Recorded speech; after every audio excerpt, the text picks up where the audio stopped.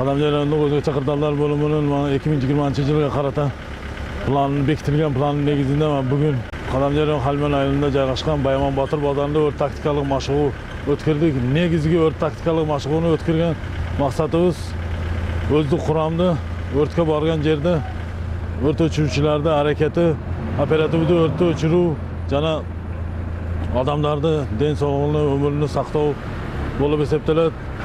Ikkinchisi bozorda alg'achqi o't o'chirish shaymonlarini tekshiruv, suv buloqlarini tekshiruv, anan bozorda ixtiyorda o't o'chiruvchilarda harakati, o't o'chiruvchilar kelguncha ularda harakatini qarov, tekshiruv bo'lib hisoblanadi. Negizgisi Qadamjar rayonida o'zgacha qirg'oqlar bo'limi o't o'chiruv oldin olish bo'limchasi 2020-yil bekitilgan planning negizida mehkama ishxonalarda, salomatlik saqlov mehkamalarida, bilim beruv mehkamalarida o'tni oldin olish bo'yicha o'g'itishlarni yurgizib o'tadi. Men aytarim, hurmatli turar uylarda egalari, mana joy kelishim mezgili bilan elektr tokda quvvatligi oshadi.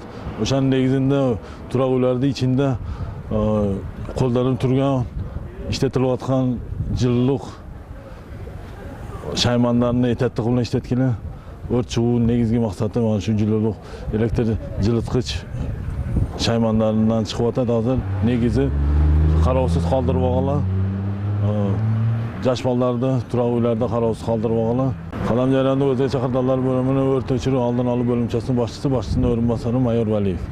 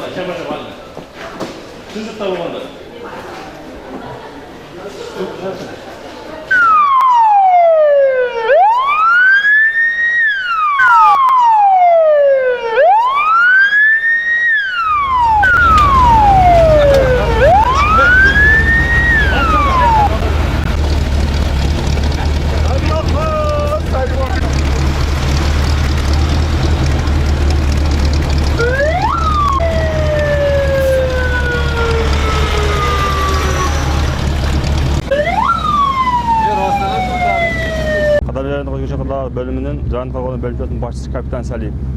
Biz bugünkü 25 fevral birinci kvartal negizinde, buyruk negizinde, bekitilgen plan negizinde Halmen Bayaman Batır bazarında örtük taktikалық maçı ötkörüyoruz. Bu örtük taktikалық maçı ötkörüyoruz negizgi sebebi bazarlarda adam, qo'mliq joylarda adam ko'p jish joylashgan jana торговый sentrlarda örtük taktikалық maçı ötkörüyoruz. Bunun maqsadi, negizgi maqsadi örtün aldını alу.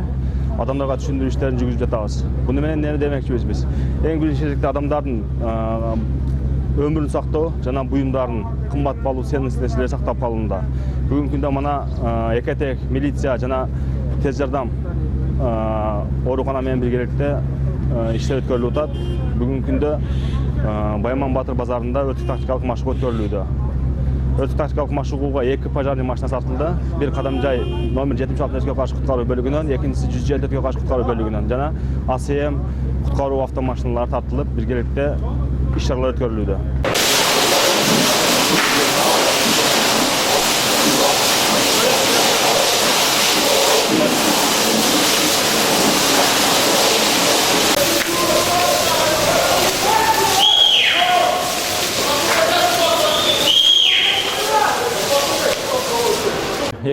Жыл 25 февраль күнү Кадамжай районунун Халман айыл өкмөтүндөгү Байман Батыр базарында өрт коопсуздук боюнча окуу өткөрүп жатабыз. Бул жерде өзгөчө кырдаалдар министрлигинин өрткө каршы бөлүмү менен чогуу окуу өткөрүлдү өрт коопсуздук боюнча.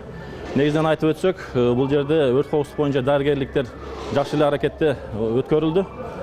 Дарыгерликтер жакшы эле, бирок дагы айтып кете турган нерсе, өрт коопсуздук боюнча бул базарда дагы кемчиликтер бар. Оларды жокко чыгарыш керек, аракет кылыш керек. Кемчиликтер дагы бар. Аткарылыш боюнча негизинен жакшы эле.